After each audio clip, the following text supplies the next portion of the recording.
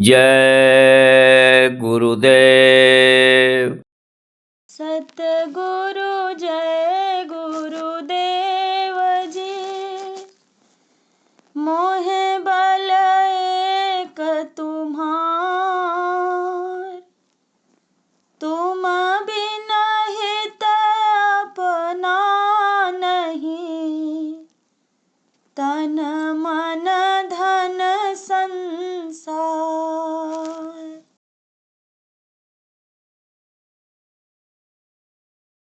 तुझे कैसे मिले भगवान, भजन तूने किया नहीं। तुझे कैसे मिले भगवान, भजन तूने किया नहीं।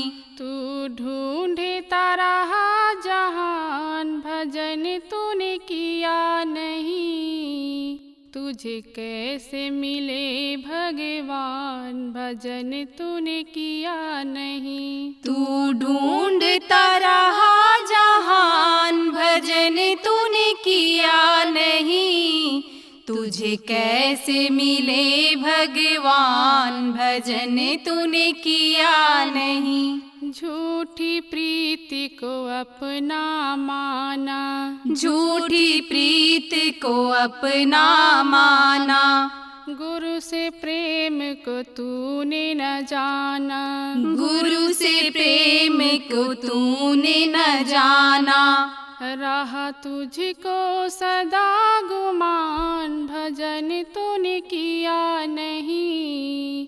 तुझे कैसे मिले भगवान, भजन तूने किया नहीं। रहा तुझको सदा गुमान, भजन तूने किया नहीं। तुझे कैसे मिले भगवान, भजन तूने किया नहीं। रोम रोम पापों से घिरा तू, रोम रोम पापों से घिरा तू। गुरु महिमा को ना समझा तू, गुरु महिमा को ना समझा तू। भूला सब कुछ तू नादान, भजन तूने किया नहीं। तुझे कैसे मिले भगवान, भजन तूने किया नहीं। भूला सब कुछ तू नादान, भजन तूने किया नहीं।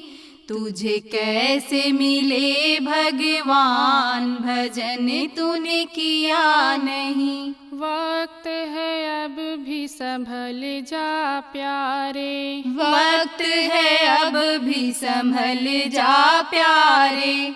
गुरु चरणन में ध्यान लगा ले, गुरु चरणन में ध्यान लगा ले। गुरु समरथ कृपा निदान, भजन तूने किया नहीं। तुझे कैसे मिले भगवान, भजन तूने किया नहीं। गुरु समरथ कृपा निदान, भजन तूने किया नहीं।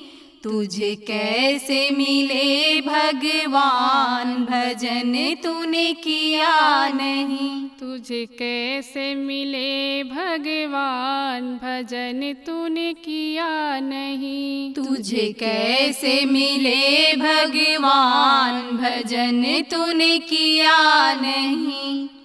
जय गुरुदेव, जय गुरुदेव।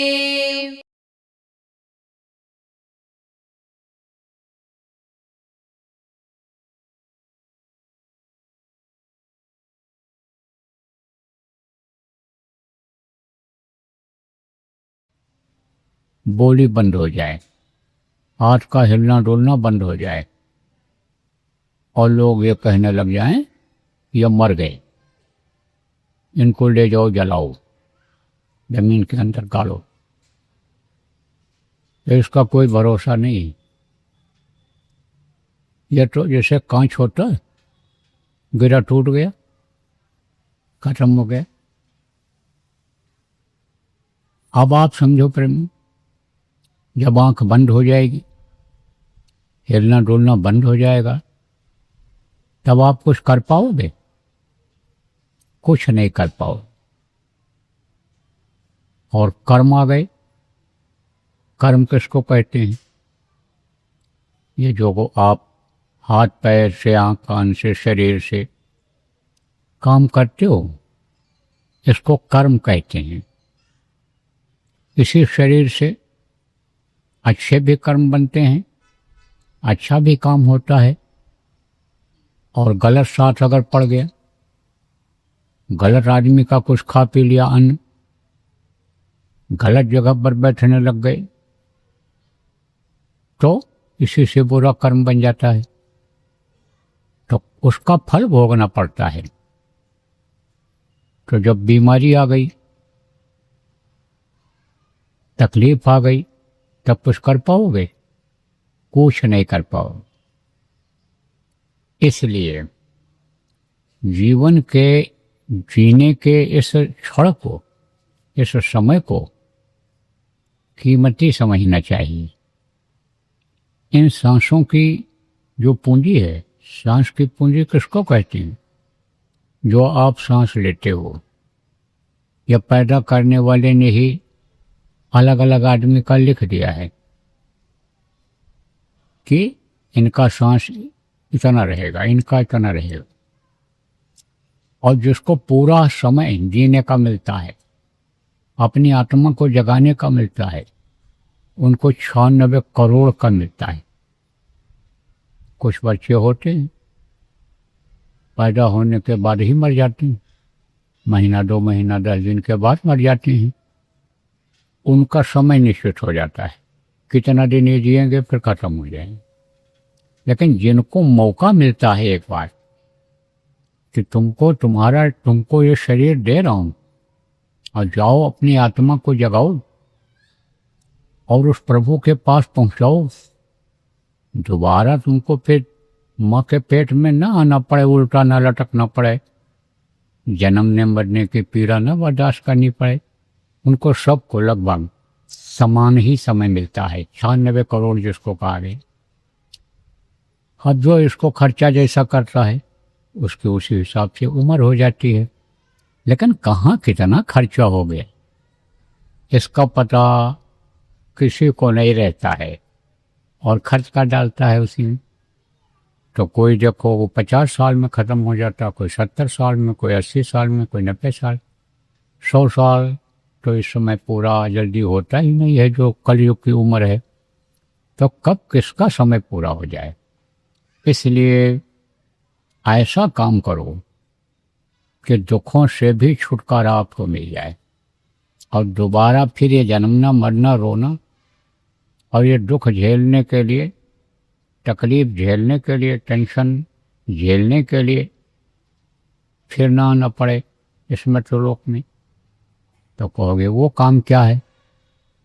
कुछ लोग तो बराबर सत्संग सुनते हो लेकिन भूल जाते हो, भूल रहे होगे।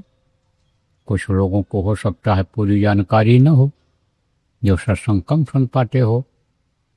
लेकिन आप समझो कि इस बात को सब लोग समझो कि वो काम यही है, सुमिरन, ध्यान और भजन। ये जो आप काफ़ी कुछ लोगों को गुरु महाराज बता करके गए, उनके जाने के बाद बताया गया, यही है जिसको अपने लोग भजन कहते हैं। ज़्यादातर लोग भजन कहते रहे, महात्मा लोग, जिसको भजन कहते हैं वही असीला है।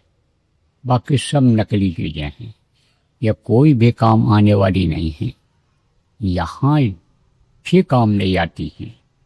देखो बहुत धन है, बहुत रुपया पैसा है, बहुत खाने पहनने की सुविधा है, लेकिन बीमारी आ गई तो कोई खा पाएगा?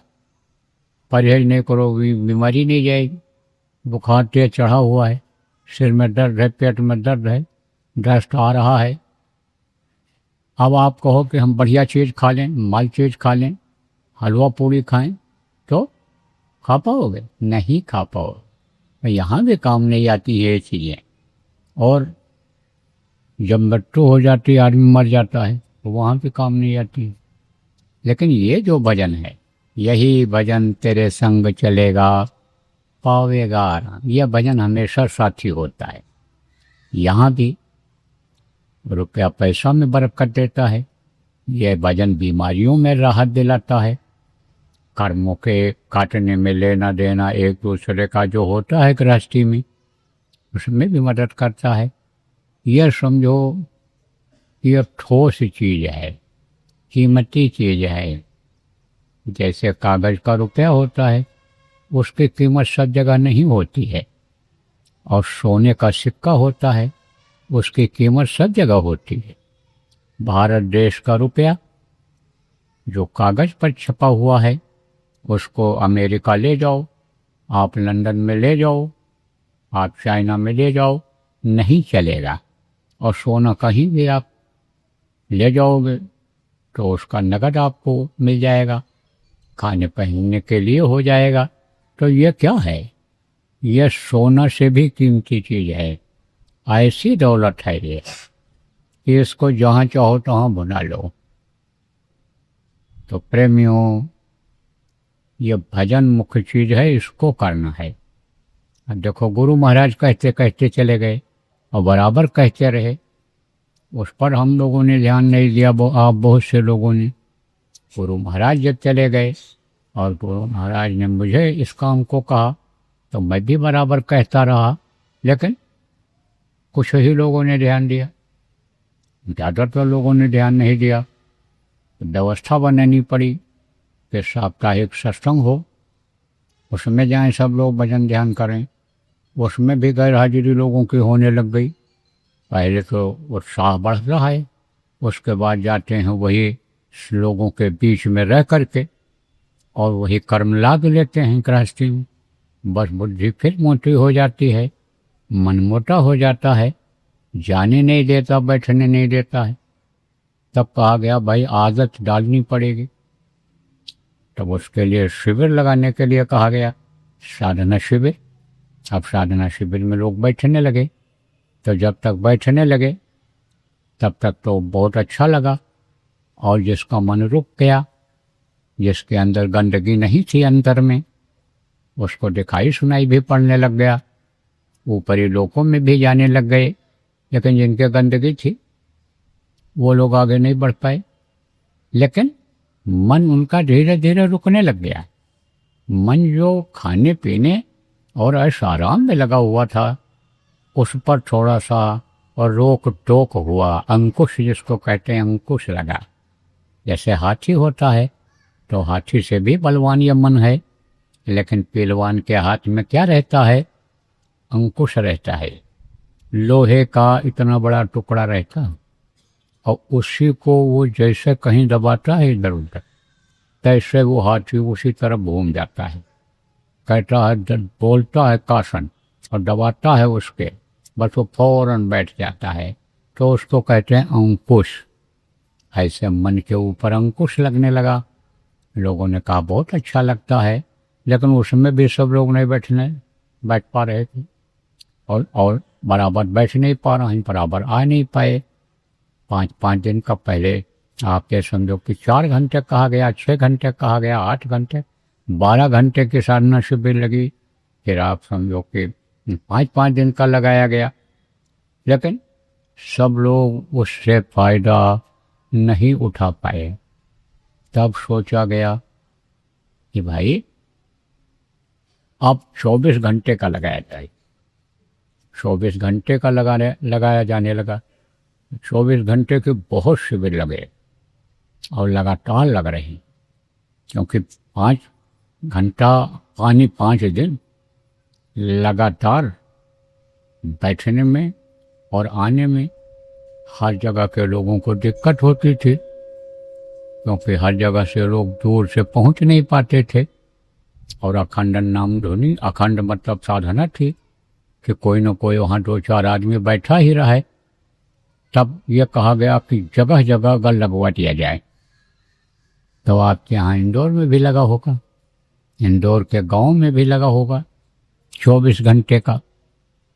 अब जब लगातार लोग बैठने लगे तो लोगों का मन लग गया, और अब इसी क्रम में अगर लगातार यह चलता रहेगा तो आप फिर समझो प्रेमियों कि मन लग जाएगा लोगों का।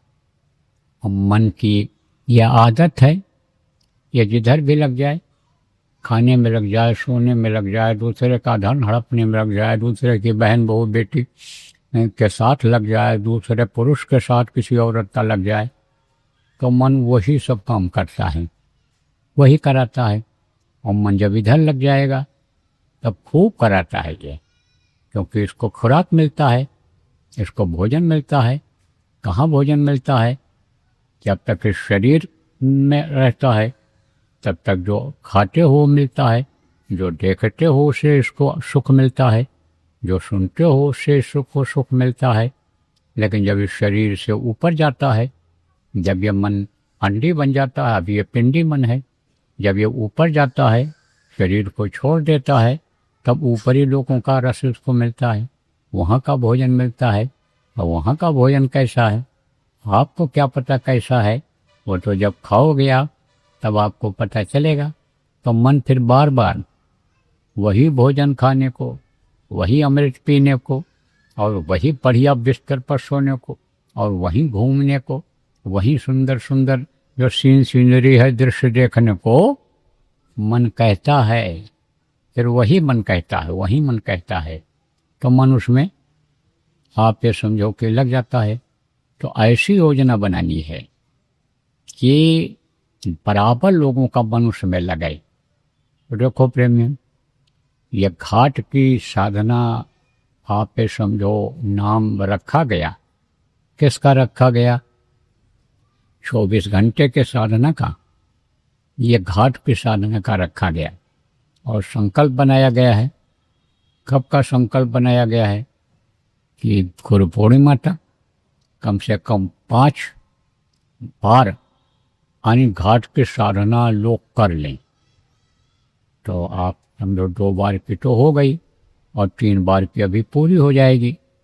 उसका समय बता दिया गया है अगले शनिवार और इतवार को, और उसके बाद एक दिन छोड़ करके त्रयोदशी आ रही है, यानी 21 और 22 को इतवार है, 22 को ख़त्म होगी, शनिवार इतवार है, और 23 को त्रयोदशी आ रही है।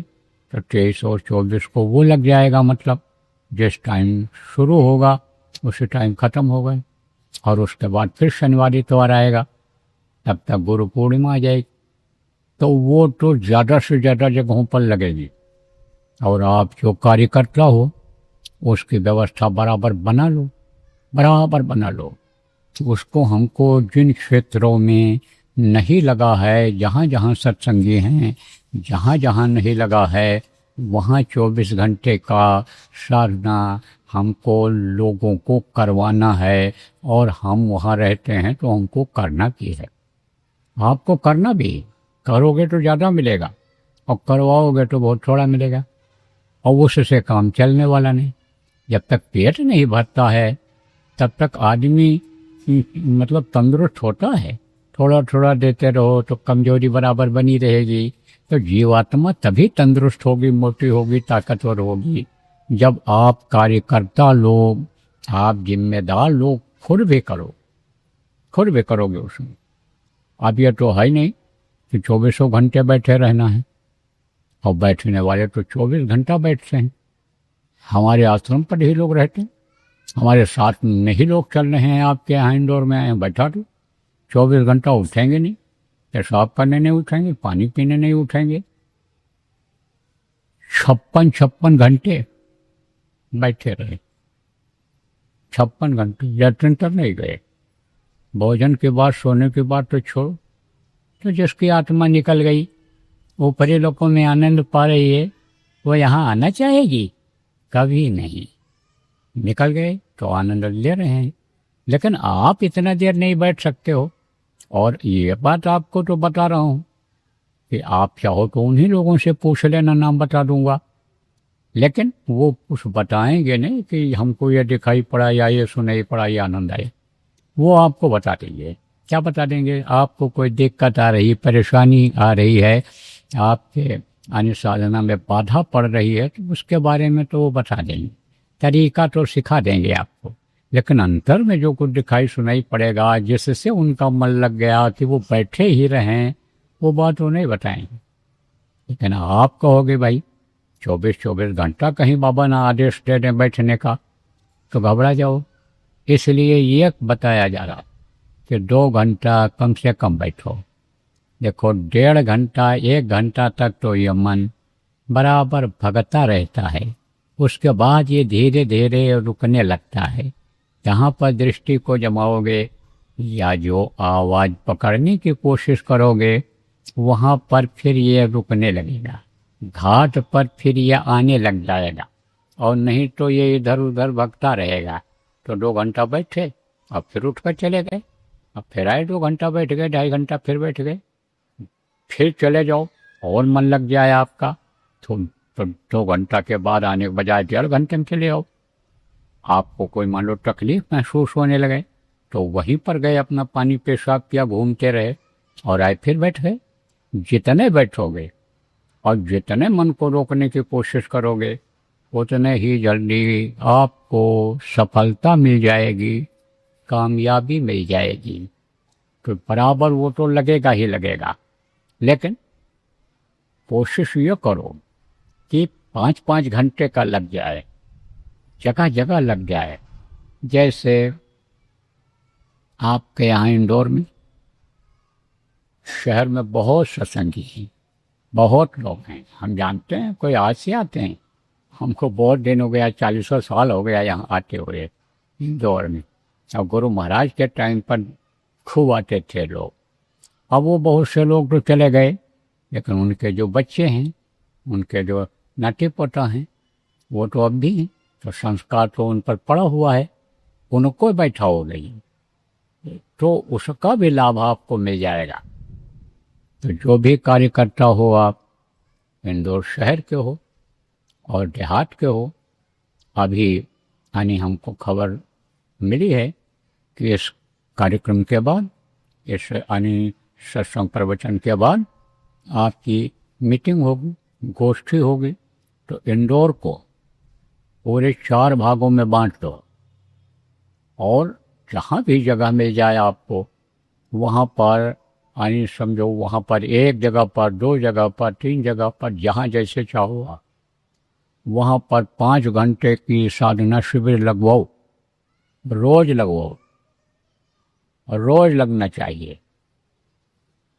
जैसे 4 बजे शुरू कर दिया सुबह, अब मान लो मोहल्ला बड़ा है, कॉलोनी बड़ी है, तो जिसके नज़दीक हो वही लोग पहले पहुंच जाएं, और एक प्रार्थना बोले, और प्रार्थना के बोलने के बाद 3 बार 5 बार नामधनी बोल दिया, जय गुरुदेव नाम, और उसके बाद बैठ गए, घड़ी देख लिया, जब शुरू करो उसके 5 घंटा बाद ख़त्म कर दो, तो 9 बजे से पहले पहले ख़त्म हो जाएगा। और फिर अपने काम पर चले जाओ, 10 बजे पहुंच जाओगे, दुकान खोल दो, चाहे आप नौकरी कर लो 10 बजे से।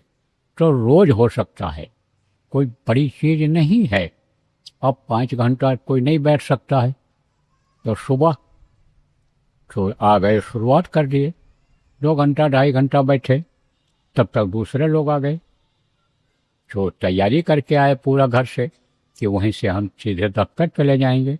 हम टिफ़िन ले करके आए हैं, हम वहीं नाश्ता करेंगे, वहीं रोटी खाएंगे। तो उसको अपना खा पी करके चले गए, या टिफ़िन लेकर वहीं से चले गए। जो लोग यानी सुबह बैठ गए 4 बजे, वो अपना 2-2.5 घंटा बैठे जब तक समय रहा, और फिर गए अपने अपने घर पर, नाश्ता किया, खाना खाया, चले गए। कोई व्यवस्था वहाँ नहीं करनी पड़ेगी, और व्यवस्था करनी भी नहीं है। व्यवस्था में बहुत झंझट होता है, बड़ी दिक्कत होती है, और व्यवस्था में और भी लोगों के कर्म आते हैं। कोई मान लो पूरा कर्म वाला है, और उसने बना करके आपको खिला दिया और आपने खा लिया, फ्री में आपको मिल गया, आपने कुछ खर्च नहीं किया। तो या तो साधना में से आपको देना पड़ेगा जो मेहनत करोगे, और या तो के ऊपर कर्म कर्जा लदेगा, इस जन्म में अदा करना पड़ेगा आपको। मर जाओगे तो फिर जन्म लोगे तो दूसरे जन्म में अदा करना पड़ेगा। इस चीज़ को खुद ठीक से समझ लो सब लोग। और ये देखो, ये बच्चियां नहीं समझ पाती। जो लोग यानी समझो कम पढ़े लिखे लोग हैं, या हिंदी मैं बोलता हूँ, हिंदी को ठीक से नहीं समझ पाते हैं, जो यहाँ की आपकी यानी मालवा की भाषा बोलते हैं, तो वो समझो कि यह भाषा यानी समझो जो यहाँ की इंदौर की भाषा ही बोलते हैं, हिंदी नहीं समझ पाते हैं, उनके समझ में ये सारी बातें नहीं आती हैं। लेकिन जो स्त्री पुरुष आप समझ जाते हो, एक दूसरे को समझा दो, इन बातों को समझा दो कि कोशिश यही रहे कि दूसरे का न खाओ, दूसरे से सेवा न लो, दूसरे के ऊपर निर्भर न रहो, अपने ऊपर निर्भर रहो, अपने मेहनत की कमाई खाओ, अपने मेहनत का खर्च करो। कोशिश ये रहे कि जिसके पास नहीं है उसको आप दे दो, जो भूखा है उसको अपनी रोटी में से रोटी खिला दो, उसको यानी अपने खर्चा जो आपका है उससे बच जाता है तो उसका इलाज करा दो, तो उसका फायदा मिल जाएगा आपको। लेकिन बैठते भी हो, करते भी हो, लेकिन ऐसे ही गंवा देते हो, कोई रह कुछ नहीं जाता है। तो देखो, जितने कार्यकर्ता हो आप सब लोग ऐसी योजना आज बना लो। कैसी योजना बना लो कि हम जगह जगह पर 24 घंटे की साधना शिविर लगवाएंगे, नई नई जगहों पर लगवाएंगे। नई जगहों पर अगर नहीं हो पाएगा, पुरानी जगहों पर जहां लग चुका है और रोज का ये 5 घंटे का चल रहा होगा, उसी को 24 घंटे का कर देना। पुरानी जगह पर जहाँ जहाँ सभी शिविर लगी है वहाँ यह 5 घंटे का भी चल सकता है, क्योंकि 24 घंटा जो बैठे हैं लगातार, उनका मन लग गया है। वो लोग सब अगर तुरंत आप शुरू कर दोगे तो वो लोग बैठने लग जाएंगे। 5 घंटा का वहीं चालू करा दो और फिर उसी को 24 घंटे का कर देना। और फिर ये जो 5 घंटे वाला है, इसको आप जहाँ जहाँ यानी रहेगा, हिसाब बन जाएगा, वहाँ 24 घंटे का कर देना। जय गुरुदेव। साधक साधना को अवसर अब पायो, कर ले निज काज, रक्षा बंधन है आयो। वीरारी धरती झुंझुनू में उज्जैन रा परम संत बाबा उमाकांत जी रो रक्षा बंधन पर आत्म कल्याणकारी सत्संग रो निमंत्रण। सतगुरु बाहर जगत के बंधन खोलते हैं और भीतर आत्मा को प्रभु के प्रेम में बांधते हैं। जब सतगुरु पकड़े बाह तो काल कभी रोके नहीं, काल कभी टोके नहीं। वक्त के समर्थ सतगुरु द्वारा बताए गए साधन को करना ही साधना है, जिससे संकट खत्म हो जाते हैं। इसलिए इधर उधर दौड़ने के बजाय एक ही रास्ता साध लेना बेहतर है। जिन्हें गुरु लगे अति प्यारे, तिन कुल कुटुंब सब तारे। ऐसे साधकों के साथ जीवन व आत्मा की रक्षा हेतु अंतर्मुख साधना करवाने, भव सागर पार कराने, दुख दर्द दूर करने के उपाय बताने के लिए बाबा जय गुरुदेव जी महाराज के आध्यात्मिक उत्तराधिकारी बाबा उमाकांत जी महाराज मुख्य आश्रम उज्जैन से इस कार्यक्रम में पधार रहे हैं। अतः इस पावन अवसर को न चूकें, क्योंकि ऐसा मौका बार बार नहीं मिलता। सत्संग व नामदान कार्यक्रम द्वारा बाबा उमाकांत जी महाराज 7 अगस्त 2025 सायं 5 बजे ध्यान भजन व संदेश। 8 अगस्त 2025 प्रातः एवं सायं 5 बजे ध्यान भजन व संदेश। 9 अगस्त 2025 प्रातः 5 बजे से ध्यान भजन व संदेश। तत्पश्चात रक्षा सूत्र एवं प्रसाद वितरण। स्थान Lamba farm house, government ITI college के पास, गुढ़ा रोड, उदावास, झुंझुनू, राजस्थान। संपर्क नंबर 6367547776 व 8306547382। व 7891983092 व 9414541261। जय गुरुदेव।